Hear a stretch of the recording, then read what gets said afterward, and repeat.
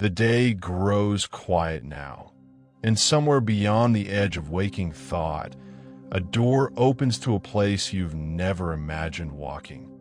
Not the Mordor of fire and terror that stories tell, but another version entirely, one wrapped in twilight's gentle embrace, where ash settles like snow and silence holds no malice.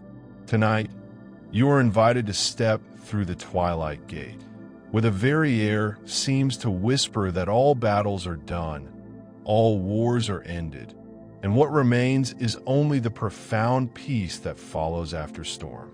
This threshold exists in that liminal space between consciousness and dream, where logic loosens its grip and wonder becomes possible again. The gate itself appears not as a grand archway of stone and metal, but as something far more subtle, a shimmer in the air, a place where the light bends slightly differently, where the very atmosphere seems to thin and part like curtains drawn aside by invisible hands. As you approach this boundary, you feel the weight of the ordinary world beginning to lift from your shoulders, the constant pressure of daily concerns and rushing thoughts dissolving like mist touched by morning sun. Your feet find solid ground as you pass through this threshold, and the first thing you notice is how soft everything feels here. Not just the physical surfaces, but the very quality of existence itself. The sky above stretches endless and deep, painted in shades of dusky purple and charcoal gray that shift and blend so gradually you can never quite pinpoint where one color ends and another begins. Clouds drift across this vast canopy with the unhurried pace of ancient thoughts, their forms constantly changing, yet never seeming rushed or chaotic. Behind you, that doorway fades until it's nothing more than memory, and ahead stretches a landscape that seems to breathe with quiet rhythm, waiting patiently for your exploration. The horizon in every direction curves gently, creating the sense that you're standing not on a flat plain, but on the surface of some enormous, sleeping sphere that turns so slowly its movement can only be felt in the deepest chambers of the heart. The air carries the faintest scent of rain on distant stone, mixed with something that might be the ghost of flowers that bloomed here centuries ago, their essence somehow preserved in the atmosphere like memories held in amber. As you begin to walk, your footsteps make almost no sound at all, as if the ground itself is absorbing each impact and transforming it into something softer, something that adds to the peace rather than disturbing it. This is a place where time moves differently, where each moment stretches long and comfortable, like settling into the perfect spot beside a dying fire on the coldest night of winter. There's no hurry here, no urgency pulling at your thoughts like invisible strings. The very concept of lateness or rushing seems foreign, almost nonsensical. Instead, there's only the gentle invitation to wander, to discover, to let your mind drift as freely as the ash that dances on almost still breezes, each particle following its own lazy trajectory through air that seems thick with contentment. As your eyes adjust to this twilight realm, you begin to make out the contours of what lies ahead. The adjustment isn't sudden or jarring, but gradual, like watching dawn break in slow motion, or like the way your vision adapts when you move from bright sunlight into the cool dimness of an ancient cathedral. Details emerge piece by piece, each revelation adding to your understanding of this strange and beautiful place without ever overwhelming your senses. Vast plains stretch before you, covered in what looks like the softest ash you've ever seen, each grain catching what little light filters down from the clouded sky like tiny mirrors reflecting stars. These are the Ash-Plains of Gorgoroth, but not as any tale has described them. Here, they roll like gentle hills covered in the finest powder, creating a landscape that seems almost lunar in its serene desolation, yet somehow warmer, more welcoming than any moon could ever be. The ash itself is extraordinary, not the harsh, gritty residue of destruction, but something that feels almost organic, as if it were created not by fire and violence, but by some gentle process of transformation. The way autumn leaves slowly decompose into rich soil, or the way old books gradually turn to dust while still maintaining some essential quality of the wisdom they once contained. Each grain seems to have been individually polished to perfect smoothness, and when the wind stirs them, they move like liquid mercury, flowing and pooling and separating with hypnotic grace. Your feet sink slightly with each step, the ash giving way like the most comfortable sand, warm beneath your soles, and surprisingly pleasant between your toes if you choose to remove your shoes and feel this strange terrain directly. Each footfall creates the softest whisper of sound, a gentle shushing that seems to harmonize with your breathing, creating a rhythm that grows more and more soothing as you continue forward. The sound is reminiscent of waves on a distant shore, or wind through wheat fields, or the turning of pages in an ancient library where time moves slowly and thoughts can unfold at their own natural pace. The ash shifts and swirls around your ankles in lazy spirals, never rising high enough to bother you, just enough to remind you that you're moving through something ancient and undisturbed. These small whirlwinds of powder seem almost alive, following patterns that suggest intelligence without demanding explanation. Sometimes they form brief hieroglyphs in the air around your legs, symbols that might mean something or might simply be the random artistry of wind and particle, beautiful either way and dissolving back into formlessness before you can study them too closely. The temperature here is perfect, neither warm nor cool, but exactly calibrated to your comfort, as if the air itself is aware of your presence and adjusting itself moment by moment to provide the most pleasant possible environment. This extends to humidity as well. The atmosphere carries just enough moisture to keep your skin from feeling dry, but never enough to make you feel sticky or uncomfortable. It's the climate of perfect relaxation, the kind of air that makes you want to breathe deeply and slowly, drawing in great lungfuls of peace and exhaling all the tension that the ordinary world presses into muscles and minds without us even noticing. Far across these endless plains, shapes emerge from the haze like thoughts forming in a drowsy mind. Ruins at the horizon, not sharp or threatening, but worn smooth by countless years of wind and weather until they look more like natural formations than anything built by hands. They stand like patient sentinels, casting long shadows that stretch toward you across the ash, creating patterns of light and dark that shift almost imperceptibly as hidden breezes move the fine particles beneath your feet. These distant structures seem to pulse gently with their own inner rhythm, as if they're not quite solid, but are instead condensations of memory and dream that have taken on just enough substance to be visible. Some appear to be towers that might once have stretched toward the sky with martial pride, now worn down to gentle stumps that serve no purpose other than to mark points in this vast landscape where something once stood and dreamed and hoped. Others suggest walls that once divided territories or enclosed spaces, now reduced to low ridges in the ash that create subtle variations in texture and color, like the ghost lines of ancient garden beds still visible beneath winter snow. The silence here is profound, but not empty. It's the kind of silence that holds space for small sounds to bloom and fade. The distant whisper of wind through stone, the soft settling of ash as it finds new resting places, the barely audible echo of your own heartbeat as it slows to match the peaceful rhythm of this place.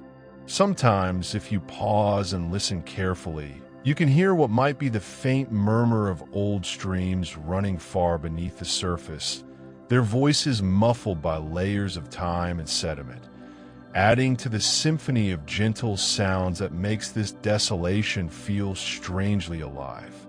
This underground water reveals itself in other ways too.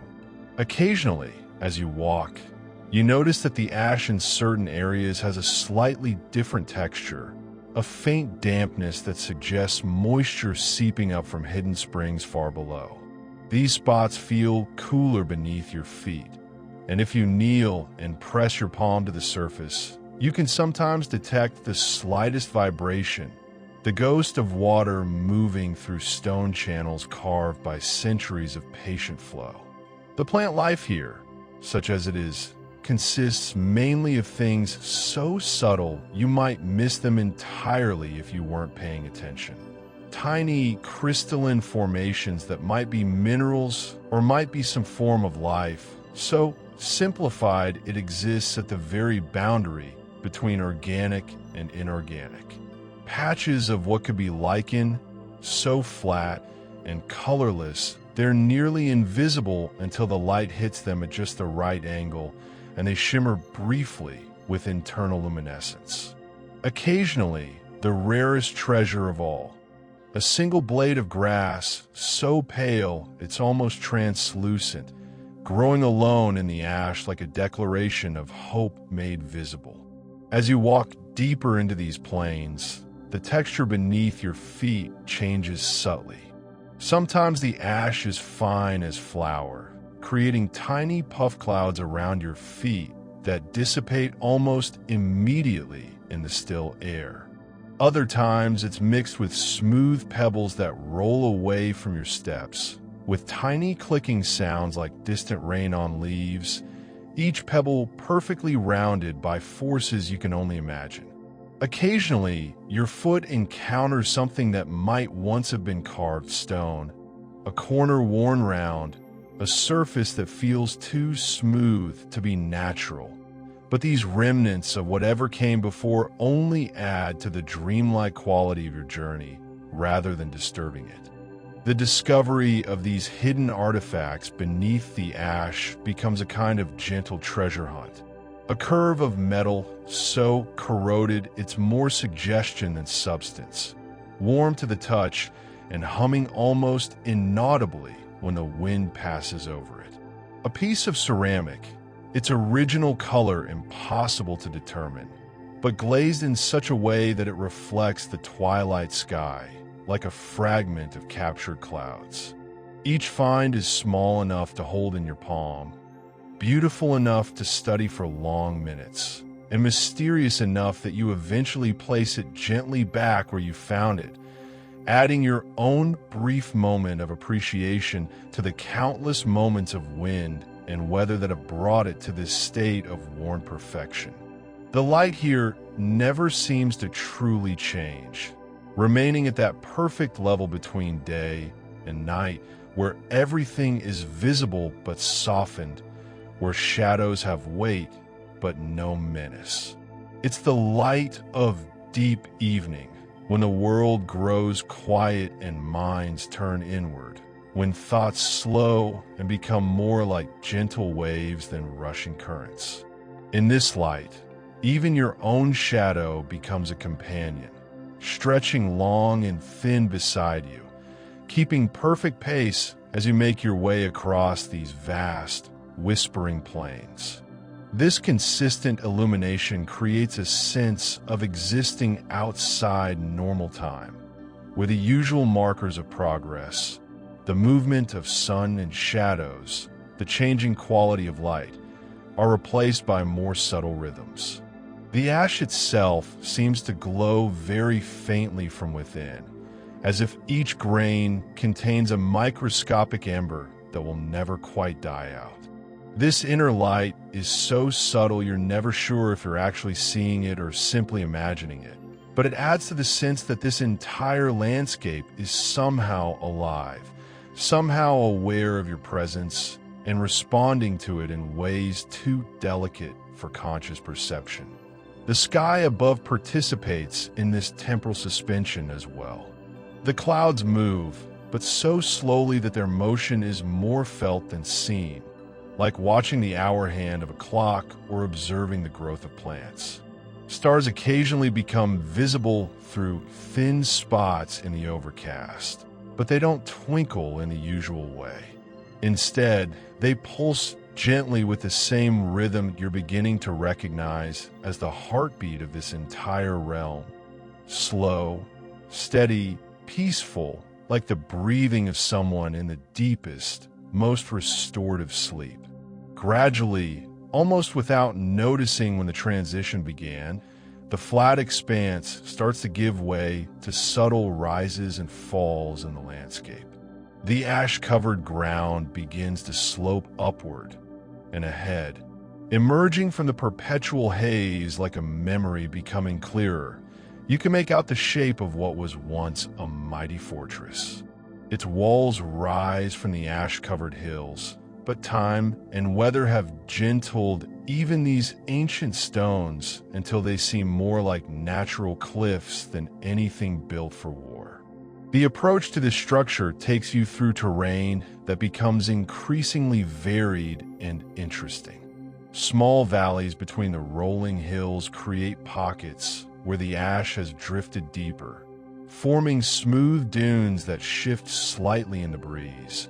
Their surfaces marked with the delicate patterns that wind creates when it has unlimited time to work with unlimited patience. Other areas reveal bedrock beneath the ash, stones so old and weathered it seems to flow like frozen liquid, its surface carved by millennia of weather into curves and whirls that suggest meaning without demanding interpretation.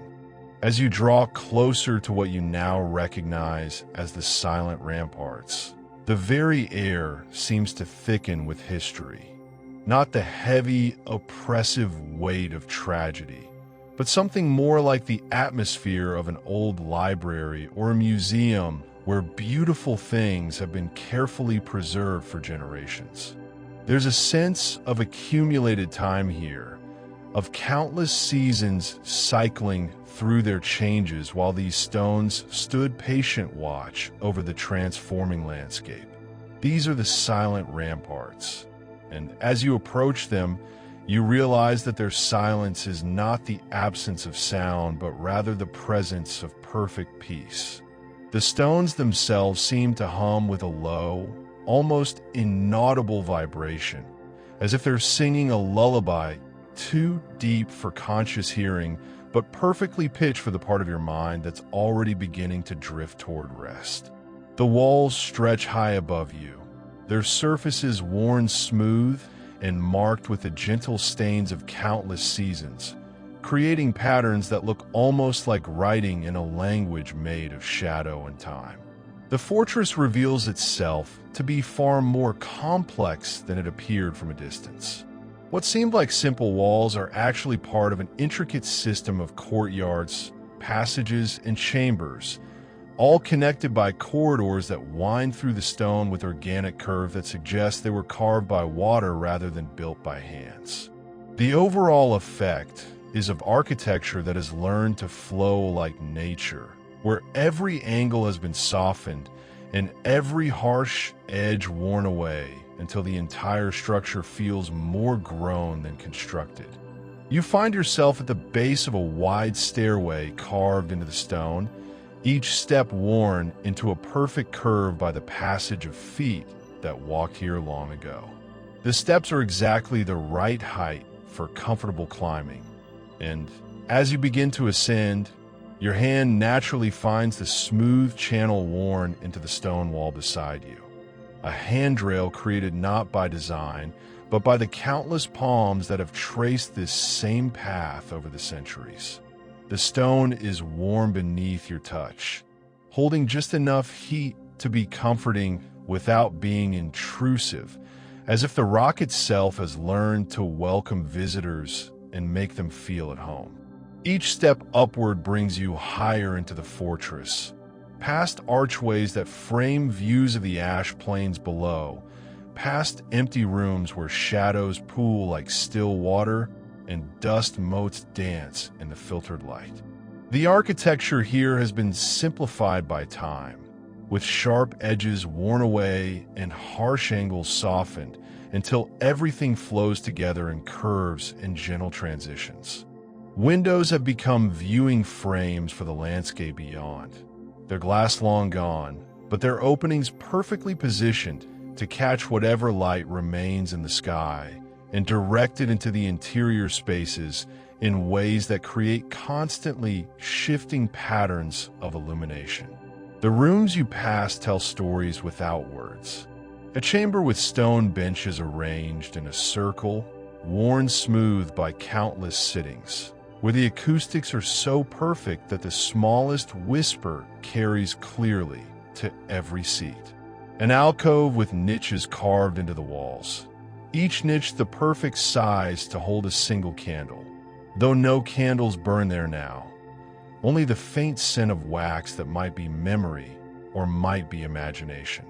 A hall where the floor is inlaid with patterns of different colored stones, most of the colors faded now to subtle variations of gray and brown, but still beautiful in their understated way, still capable of catching the eye and holding it in peaceful contemplation.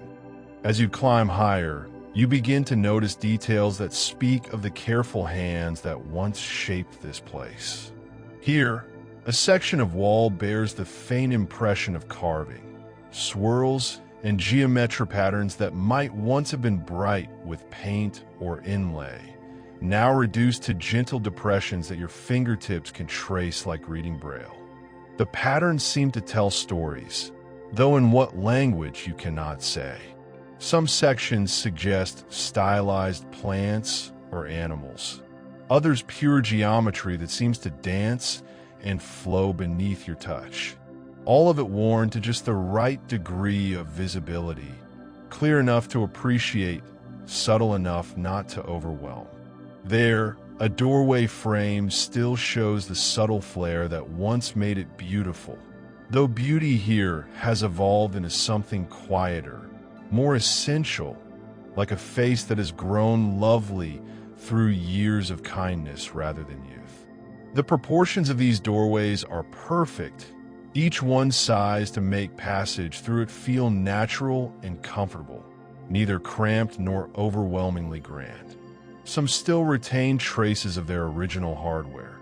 Hinges made of metal so old and weathered it's impossible to identify, worn to smoothness but still functional, still capable of supporting doors that no longer exist.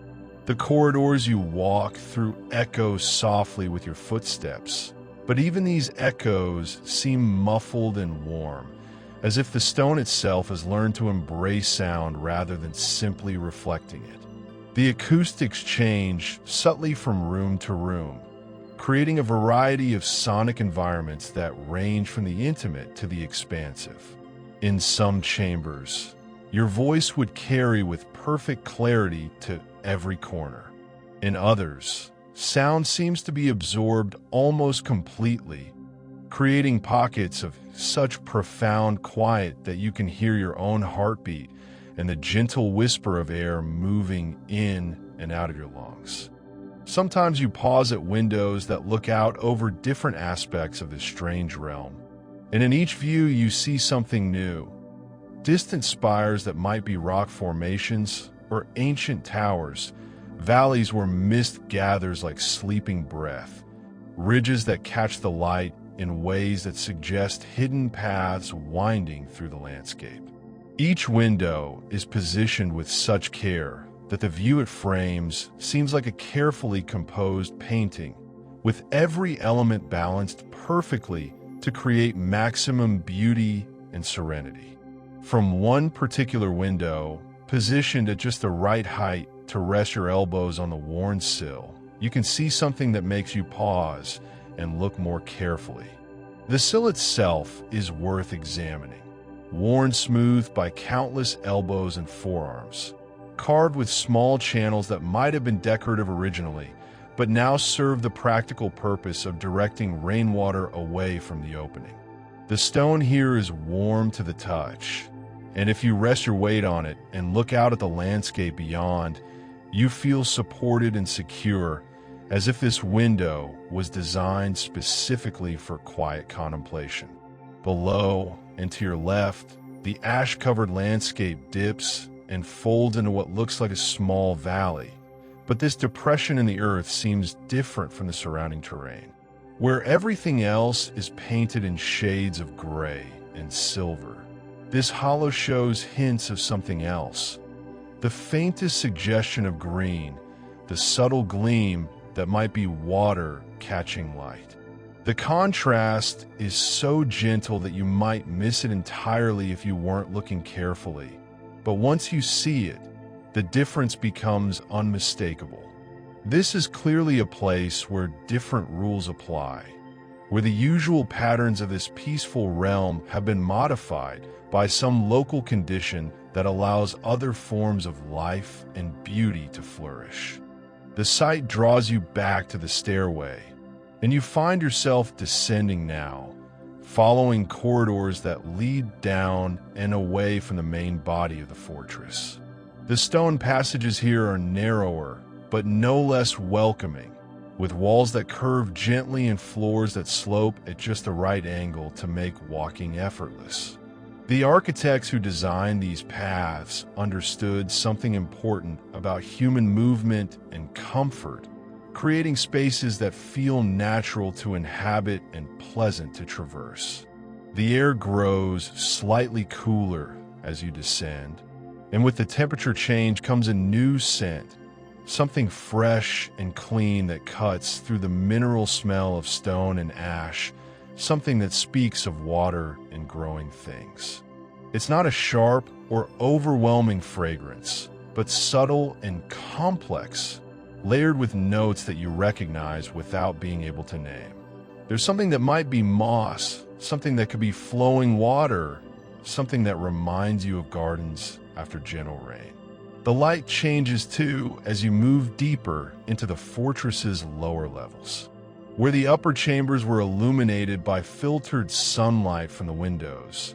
Down here, the illumination comes from sources you can't immediately identify, a gentle glow that seems to emanate from the stones themselves, or perhaps from some quality of the air.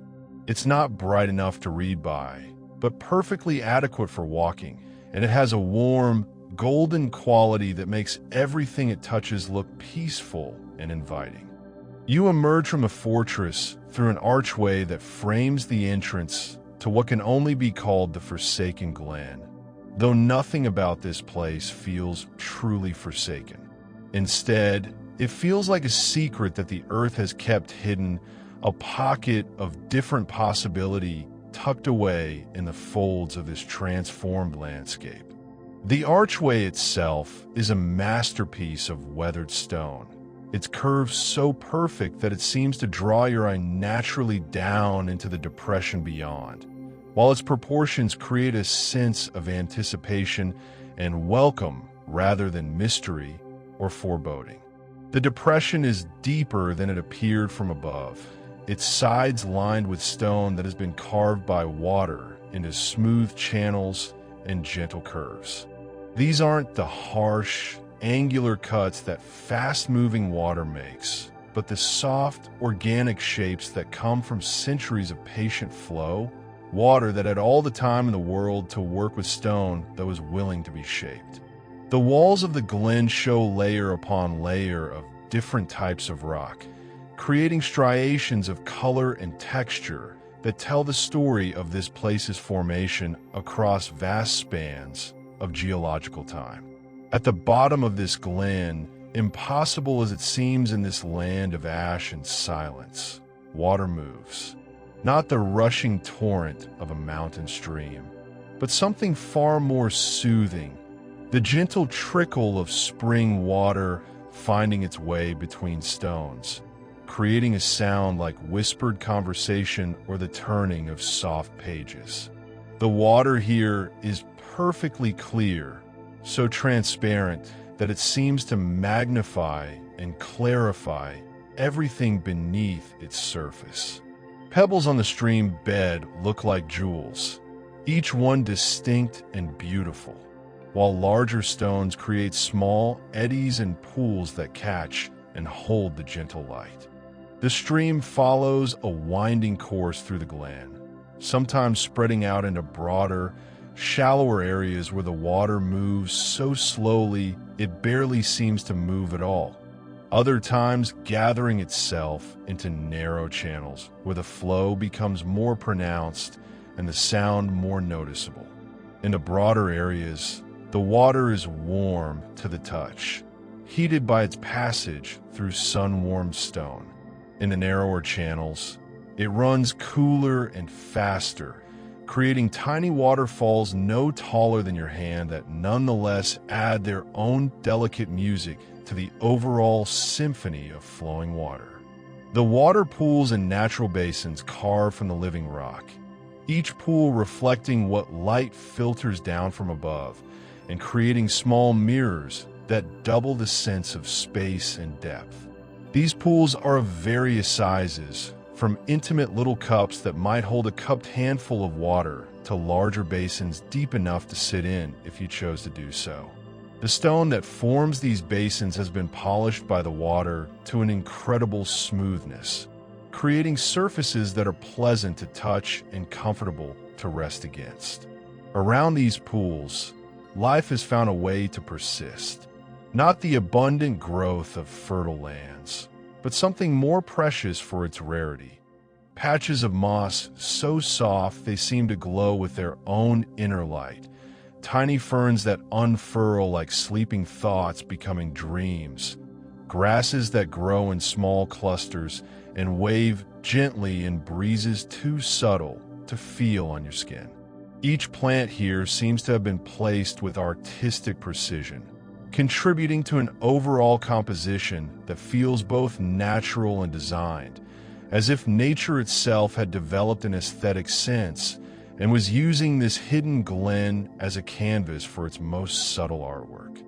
The moss deserves particular attention, for it's unlike any moss you've seen before. Rather than the typical green, it shows subtle variations of color that shift depending on the angle of the light, sometimes appearing almost silver, other times showing hints of blue or purple or gold. When you touch it, it feels exactly like the finest velvet, so soft that your fingers seem to sink into it without resistance. It grows in patterns that suggest intention, creating natural carpets and wall hangings that transform the stone surfaces of the glen into something that feels more like a carefully appointed room than a natural cave. Even a few twisted trees have taken root here, their branches reaching upward with a grace that speaks of quiet determination, their leaves, where leaves still cling, rustling with a sound like distant applause. These trees are ancient beyond measure, their trunks gnarled and twisted into shapes that suggest they've been growing for centuries, adapting slowly to the unique conditions of this hidden place. Their bark is smooth and warm to the touch, worn to silk by the passage of countless seasons, and when you rest your hand against it, you can feel the slow, steady pulse of sap moving through the heartwood. The trees provide just enough shade to create variety in the lighting, casting shadows that shift gently as their branches move in currents of air too light to be called wind. These shadows create microclimates within the glen, areas that are slightly cooler or warmer, slightly more humid or dry, adding to the overall sense that this place exists outside the normal rules, that here anything is possible and everything is peaceful. You find a smooth stone beside one of the larger pools and settle yourself there, letting your feet rest in water that's neither warm nor cold, but exactly the temperature of comfort. The sensation is immediately soothing, and as you sit in this hidden glen, surrounded by the soft sounds of moving water and growing things, you begin to understand something about this place that wasn't clear before. This isn't truly Mordor as the stories tell it, but Mordor as it might have been, or as it became after all the darkness was finally exhausted and only peace remained. The stone you've chosen as your resting place seems to have been shaped specifically for sitting. Its surface curves in exactly the right places to support your back and provide comfortable armrests, while its height allows your feet to reach the water easily without requiring you to stretch or strain. The longer you sit here, the more you realize that this stone, like everything else in the glen, feels like it was intended for exactly this purpose, providing a place for quiet contemplation and rest in a setting of perfect natural beauty. The water moves past your feet with the gentlest current, and you find yourself following its path with your eyes as it trickles away from the pools and disappears between stones, presumably finding its way back to whatever hidden springs feed this unexpected oasis. The sound it makes is hypnotic in the best possible way, a constant soft murmur that seems designed to slow thoughts and encourage the kind of deep, dreamless rest that comes only when the mind finally lets go of the day's concerns.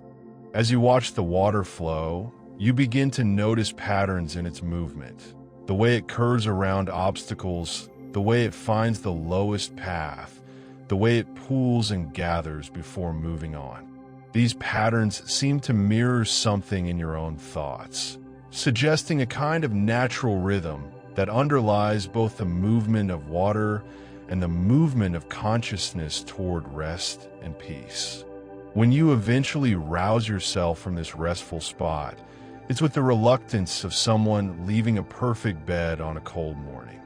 But the water's gentle song follows you as you climb back out of the glen, and the memory of moss beneath your fingers and cool stone against your back becomes part of the peaceful weight that's settling over your thoughts like the most comfortable blanket. As you emerge from the glen's embrace, the landscape before you presents yet another transformation. The Ash-Plains continue, but here they're scattered with something that makes you pause and look more carefully. Spread across the rolling terrain like stars fallen to earth, points of warm light that the darkness. These are the Ember Fields, and as you walk toward them, you realize that each point of light is exactly that, a small ember glowing with its own gentle fire, never quite dying, but never blazing either, holding steady at just the right level of brightness to guide your steps without disturbing the overall peace of the twilight.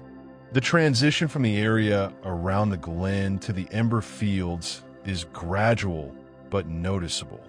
The ash here takes on a slightly different quality, becoming finer and more uniform, as if it's been sifted through some cosmic filter that removed all the larger particles and left only the most perfect grains. The surface beneath your feet feels almost fluid, responding to your weight by molding itself around your feet in the most comfortable way possible, then flowing back to perfect smoothness once you've passed. The embers themselves are remarkable in their variety and beauty. No two are exactly alike in size or brightness, yet all share the same essential quality of steady, peaceful burning. Some are no larger than coins, glowing with a soft red light that pulses gently with a rhythm you're learning to recognize as the heartbeat of this entire realm. Others are the size of dinner plates, their surfaces glowing with shades of gold and orange that shift and flow like liquid fire frozen at the perfect moment of movement. The embers aren't scattered randomly, but seem to follow some pattern that becomes clearer as you move among them. They trace rough lines across the landscape, suggesting paths or boundaries or perhaps the remnants of some vast design that once covered this entire region. Some of these lines curve gracefully across the terrain, following the natural contours of the hills and valleys. Others stretch straight as arrows toward distant points on the horizon, creating sight lines that draw the eye and suggest connection between far-separated parts of this peaceful realm. As you walk between these gentle fires, you can feel their warmth on your skin. Not the harsh heat of flame, but the subtle radiance of coals that have burned long and steady, giving off consistent comfort without demanding attention. The warmth they provide is exactly what your body needs, neither too hot nor too cool, but perfectly calibrated to your comfort. It's as if each ember is aware of your presence and adjusting its output to contribute to your overall sense of well-being. The light they cast is golden and soft, creating small circles of visibility around each one and leaving everything else in that perfect twilight dimness that makes distances uncertain and edges soft. Within these circles of light, you can see details of the ash-covered ground that aren't visible elsewhere. Tiny crystals that sparkle like scattered diamonds. Patterns in the ash that suggest the shapes of leaves or flowers or abstract designs. Small objects that might be natural minerals or might be artifacts so ancient and weathered that their original purpose has been forgotten. Each ember creates its own microenvironment, a small zone where the normal rules of this place are subtly modified. Near the larger embers, the ash is slightly coarser and darker, as if it's been changed by prolonged exposure to their gentle heat. Around the smaller ones, you sometimes find patches of that impossible moss, growing in perfect circles as if the ember's influence creates exactly the right conditions for this delicate life to flourish. Sometimes you pause beside one of the larger embers and hold your hands toward it, feeling the warmth soak into your palms and travel up your arms like a gentle massage. The ember doesn't flicker or dance like normal fire. Instead, it pulses almost imperceptibly with a rhythm that reminds you of slow, deep breathing or the beating of a heart at rest. There's something deeply comforting about this steadiness, this proof that some forms of light can persist without urgency or drama, burning quietly through endless time without ever consuming themselves. The sound these embers make is barely audible, the softest crackle, like what's settling in a fireplace or paper rustling in the lightest breeze.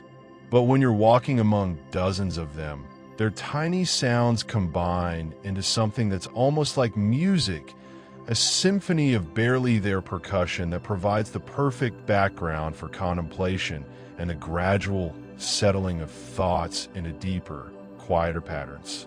The ember fields extend much further than you initially realized, covering several low hills and stretching into valleys that weren't visible from your starting point. As you walk among them, following the paths suggested by their arrangement, you begin to understand that this is not just a collection of individual lights, but part of a larger system, a vast network of gentle illumination that might extend across this entire transformed realm. Some of the paths between embers are clearly defined, marked by slightly different textures in the ash or by the way the embers themselves are spaced and oriented. Others are more subtle, requiring you to trust your instincts about which direction feels right, which way the gentle currents of warm air are flowing, which route seems to call to something deep in your consciousness that knows how to navigate by feel rather than sight. From amidst of these ember fields, you can see your next destination rising ahead like a dream of height and perspective. A tower stretches upward from the ash-covered hills, tall enough to seem impressive, but not so tall as to be daunting. This is the Watcher's Tower, and even from a distance, you can see that it's different from the fortress you explored earlier, where those walls were ancient and weathered. This tower seems almost new, its stones fitted together with precision and care, its surfaces unmarked by time or storm. The tower appears to be constructed from the same stone as the fortress, but here the stone shows its original color and texture more clearly. It's a warm gray that seems to glow softly in the ember light, with subtle variations in hue and grain that create patterns across the tower surface.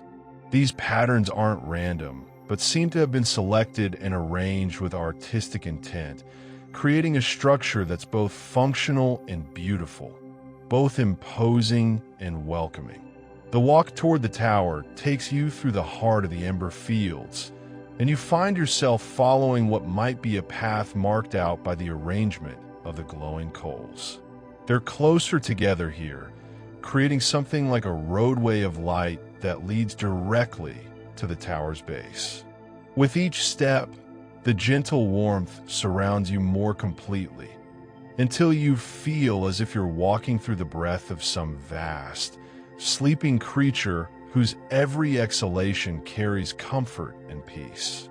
As you move closer to the tower, you begin to notice details that weren't visible from a distance. The base of the structure is surrounded by a circular area where the ash has been somehow transformed into something that looks almost like worked stone, not harsh and geometric, but flowing and organic, as if the ash had been convinced to reorganize itself into more permanent patterns while retaining its essential softness. Embedded in this transformed surface are more embers, but these are different from the ones scattered across the fields. They're larger and more complex, their surfaces showing intricate patterns that seem to shift and change as you watch them. Some display spirals that rotate slowly, creating mesmerizing optical effects. Others show geometric patterns that pulse with mathematical precision, their shapes flowing from one configuration to another in sequences that suggest deep underlying order. At the tower's base, a doorway stands open, not dramatically, not invitingly, but simply available like an option that's been waiting patiently for you to choose it. The threshold is smooth stone, worn to perfect evenness, and beyond it, a spiral staircase winds upward around the inner wall of the tower. The opening itself is framed by stones that have been carved with subtle decorative elements, not elaborate or ostentatious, but just enough ornamentation to make the entrance feel welcoming and significant. The stairs are wide enough to climb comfortably, with risers that never strain your legs and a handrail that follows the curve of the wall at exactly the right height for your grip. The handrail itself is a work of art, carved from the same stone as the tower, but polished to a smoothness that feels wonderful beneath your palm. As you begin to climb, you notice that the rail is warm to the touch, as if the tower itself is alive and maintaining the perfect temperature for your comfort. As you begin to climb, the tower reveals itself to be more than just a simple structure. Windows are positioned at regular intervals, each one perfectly placed to frame a different view of the landscape you've been traversing, and each one sized and shaped to create the most pleasing possible composition. The window frames themselves are masterpieces of stonework, their edges carved with subtle patterns that complement rather than compete with the views they contain.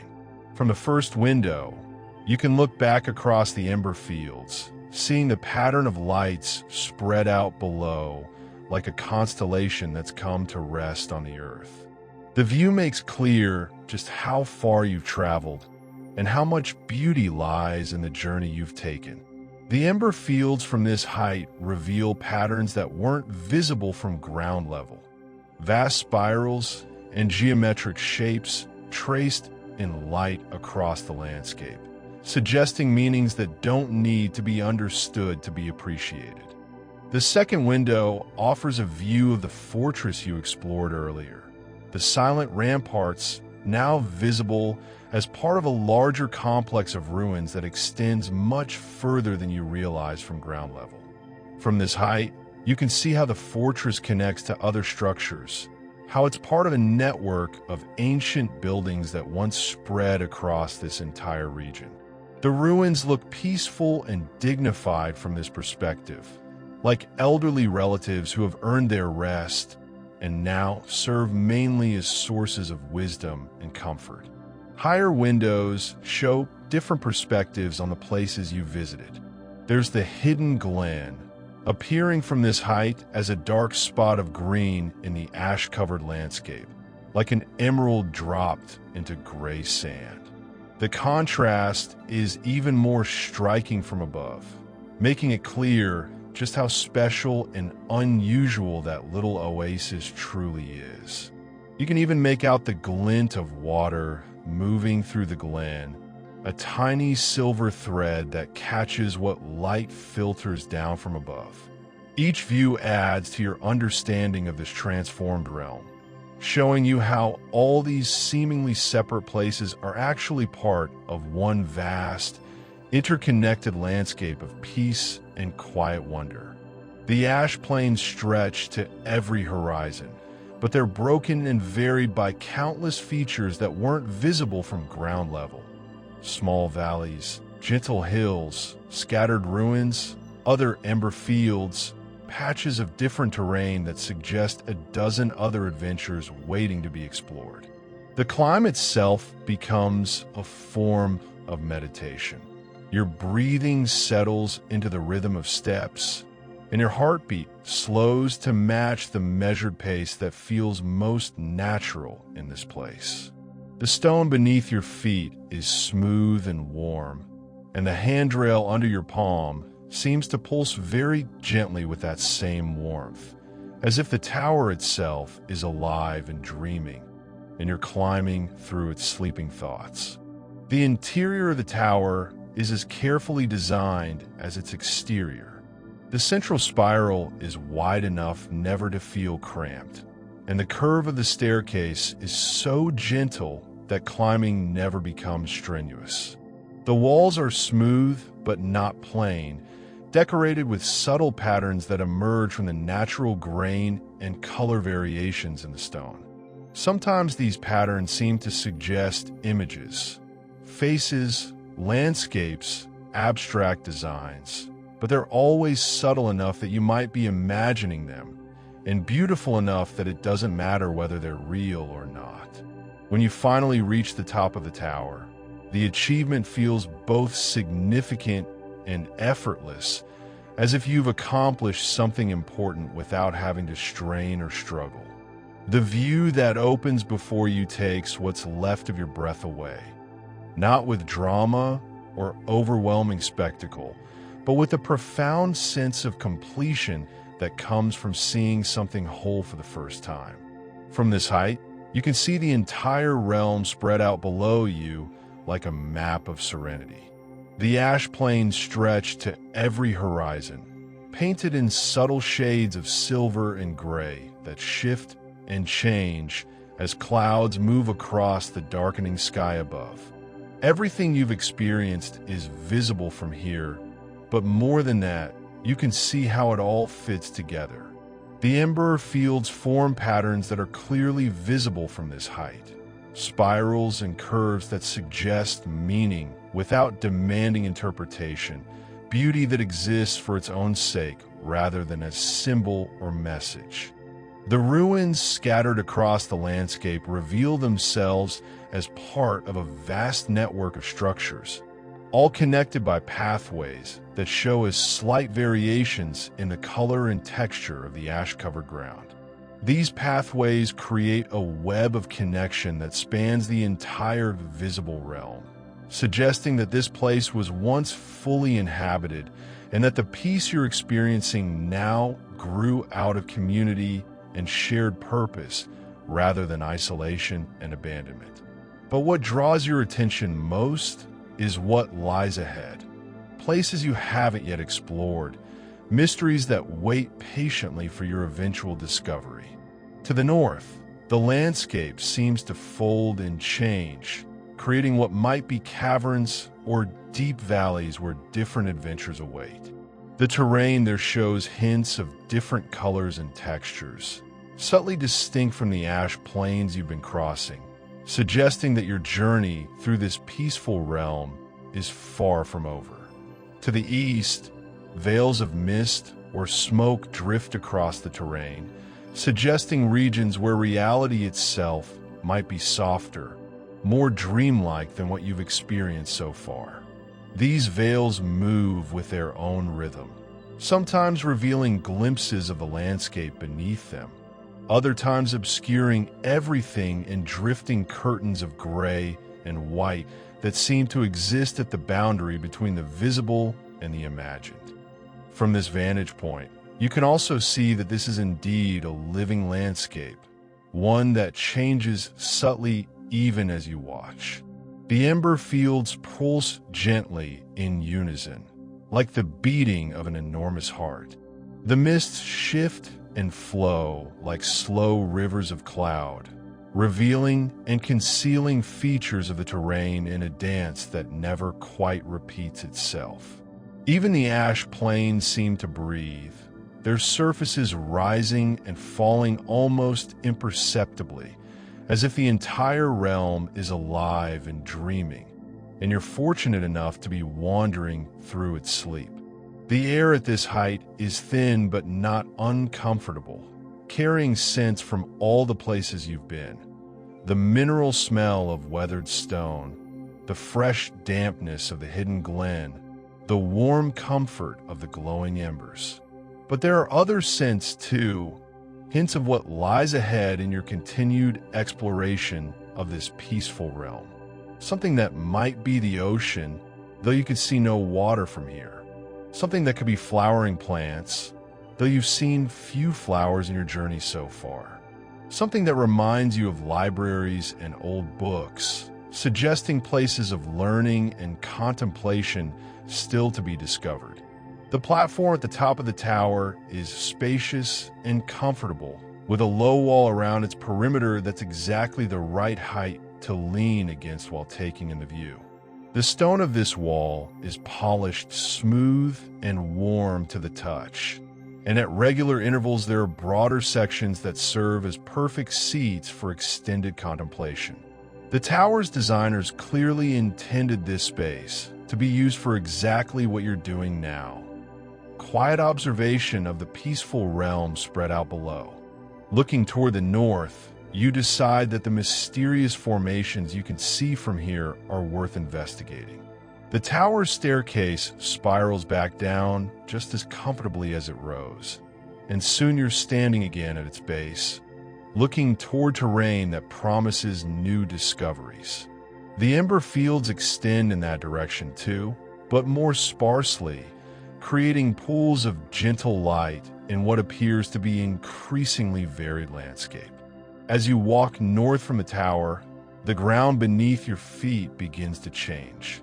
The ash remains, but it's mixed now with something that might be sand or very fine gravel, creating a surface that crunches softly with each step.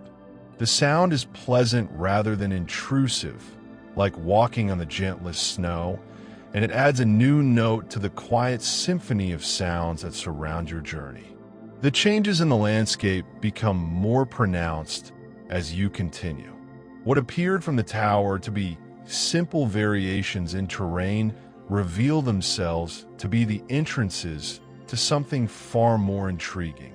The ground here is broken by openings, not harsh chasms or threatening caves, but smooth entrances that seem to have been worn by water or wind into perfect arcs and curves. These are the Whispering Caves, and as you approach the nearest entrance, you begin to understand why they're called that. Sound here behaves differently than anywhere else you've been.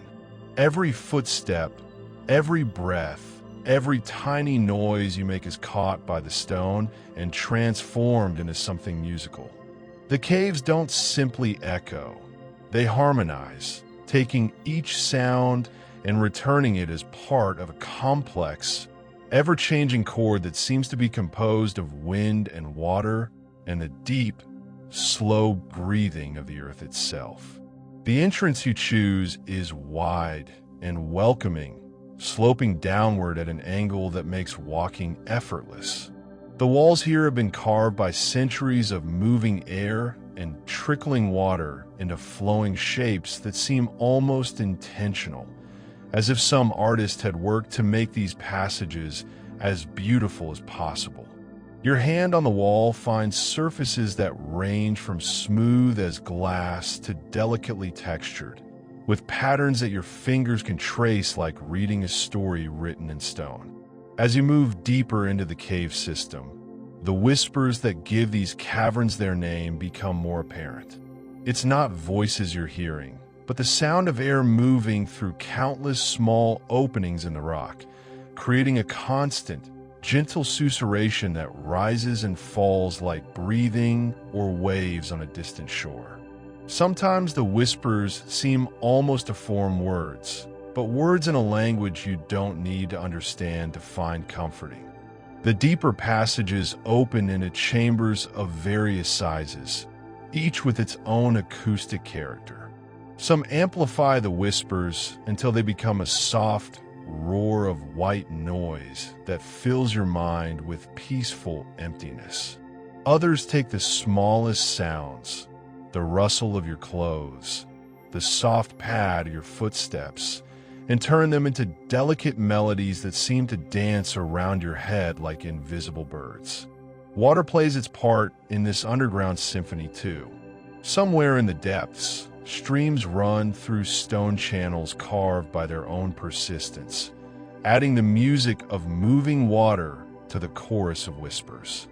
Occasionally, you find places where water has pooled in natural basins, creating mirrors that reflect whatever light filters down from above and doubling the sense of space and mystery.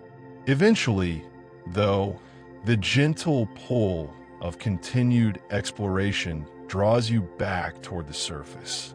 The caves release you as gently as they welcomed you, and you emerge to find the landscape around you transformed once again. These are the veils of smoke, and they drift across the terrain like clouds that have decided to take up residence on the ground rather than in the sky. Walking through these veils is like moving through the gentlest fog, where visibility extends just far enough to keep you oriented, but everything beyond that immediate circle takes on the soft, uncertain quality of dreams. Following pathways that seem to form naturally in the drifting smoke, you eventually find yourself approaching structures that rise from the haze like memories becoming solid.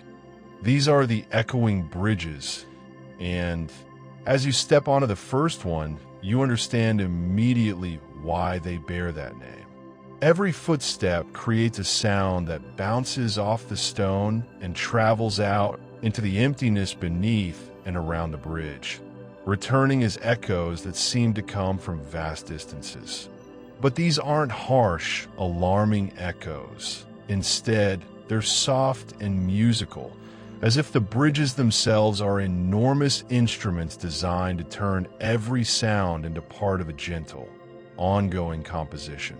The final bridge in the sequence leads you back, through clearing smoke and familiar terrain, to the base of the Watcher's Tower once more. But now you're approaching it from a different direction, and the landscape around it looks different too. More settled somehow, more complete, as if your journey through all these various terrains has somehow enriched and deepened the peace that lies at the heart of this place. When you reach the top of the tower for the second time, the view that greets you is transformed. Everything looks the same, but everything feels different, softer, warmer, more welcoming. more like home. The landscape spreads out below you like a vast bed prepared for the most restful sleep imaginable, and you understand that this is exactly what it is. The stone beneath your feet at the tower's peak is warm and smooth, worn into gentle curve that seem designed to cradle a resting body. As you settle yourself against the warm stone, looking out over this realm of profound peace, you feel your breathing slow to match the rhythm of the ember fields below.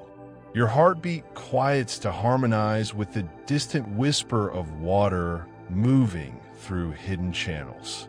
Your thoughts begin to drift and separate like the veils of smoke, losing their sharp edges and urgent demands, becoming instead gentle currents in the increasingly still ocean of your mind. The twilight sky above seems to lower itself like a blanket, and the few stars that shine through the perpetual dusk pulse with the same patient rhythm as the embers scattered across the landscape below. This is where your journey through the shadows of Mordor comes to its gentle conclusion. Rest now in this tower above the gentle shadows, where every breath draws in deeper calm and every heartbeat carries you further into the quiet country of dreams. Sleep now, traveler. Sleep deep and dream of ember light and flowing water, of bridges that sing with your footsteps and towers that rise like hope into the endless, welcoming night.